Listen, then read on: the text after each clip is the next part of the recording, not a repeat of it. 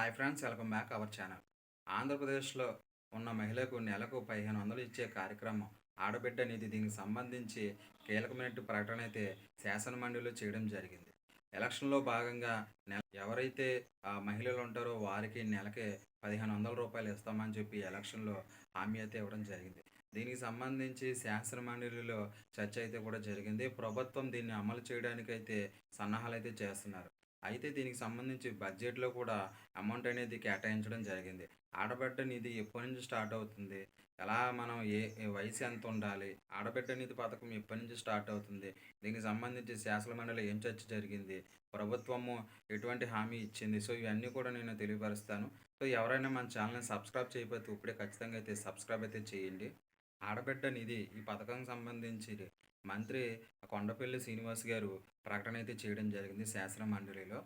ఎవరైతే 18 నుంచి 59 సంవత్సరాల మహిళలు ఉంటారో వీరికి నెలకు 1500 చొప్పున ఇవ్వడం అనేది జరుగుతుంది. అయితే దీనికి సంబంధించి శాసన మండలిలో చర్చ జరగ్గా ఈ బడ్జెట్ సెక్షన్‌లోనే దీనికి సంబంధించి అమౌంట్ అయితే కేటాయించడం జరిగింది.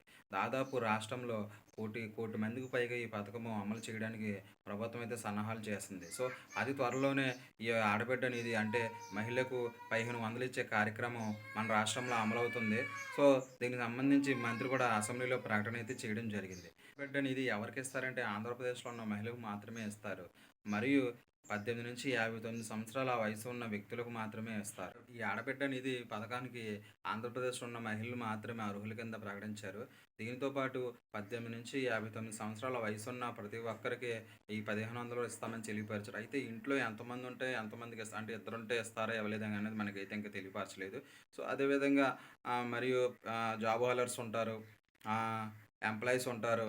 అదేవిధంగా ఇన్‌కమ్ టాక్స్ పేర్ చేసేవాళ్ళు ఉంటారు. వీళ్ళకి ఇస్తారా ఇవ్వరా అన్నది మనకి ఇంకా అయితే రాలేదు. సో, మనకైతే సమాచారం అయితే రాలేదు. అంటే బీపీఎల్‌లోకే ఇస్తారా? ఏంటన్నది ఇంక దాని గురించి అయితే మనకి కొంత ఇన్ఫర్మేషన్ అయితే రావాల్సుంది.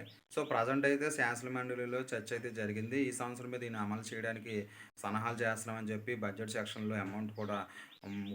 ఆహ్, 3200 అయితే కేటాయించడం జరిగింది అమౌంట్.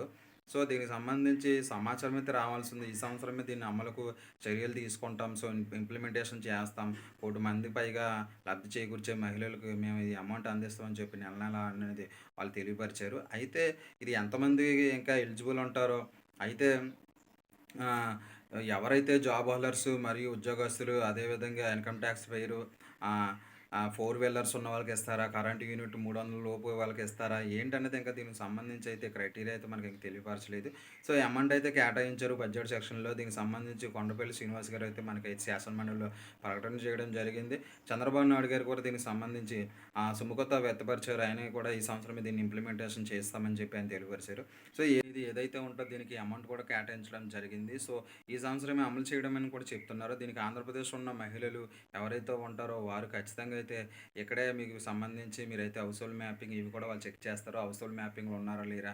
మీకు రేషన్ కార్డ్ ఉందా లేదా? ఆధార్ కార్డ్ ఎక్కడున్నది? ఇయన్నీ కూడా బేసిక్ ఇన్ఫర్మేషన్ అయితే ఖచ్చితంగా వాళ్ళు తీసుకుంటారు. సో, ఎవరైనా ఉంటే వారు ఖచ్చితంగా ఇక్కడ హౌస్ హోల్డ్ మ్యాపింగ్ అనేది చేపించుకోండి.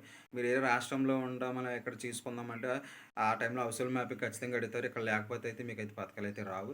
సో, ఎవరికైనా యూజ్‌ఫుల్ అనుకుంటే వాళ్ళకి మన వీడియోని షేర్ చేయండి, లైక్ చేయండి. ఖచ్చితంగా మన ఛానెల్‌ని అయితే ఖచ్చితంగా సబ్స్క్రైబ్